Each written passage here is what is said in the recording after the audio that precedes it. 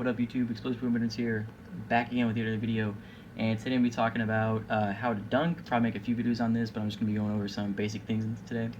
Alright, so if you're someone who's trying to dunk a basketball, the first thing you need to do is make sure that you are doing, if you're trying to dunk, you need to make sure that you have, decent coordination and, decent athleticism first. If you're really super uncoordinated, before you want to embark on any serious type of training program, you got to make sure that, you do coordination drills, you got to make sure that you're getting in a position where you have the right movement patterns before you start on anything serious involved with like strength training, plyometrics. But let's say that you have, decent coordination already and you just want to start getting into training. Well, when you're trying to dunk, it's a lot as, you obviously have to jump higher, so you're going to have to work on your strength training and your reactive ability. So strength training, like I've said many times, squat, deadlift, Olympic lifting variations, other accessory exercises, especially to strengthen the posterior chain. So I'm talking like straight leg deadlifts or hamstring curls or glute ham raises, split squats, things that really target the glutes, hamstrings, that type of area.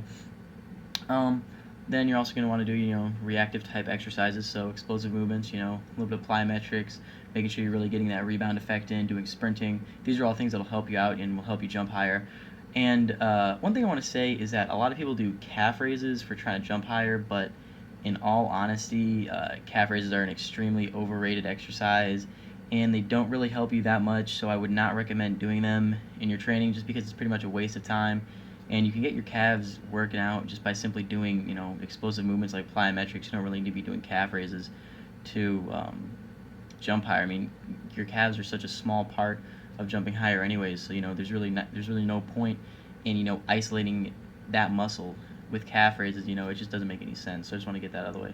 But also one thing a lot of people don't realize is that, yeah, you need to jump higher to dunk, but you also need to practice dunking.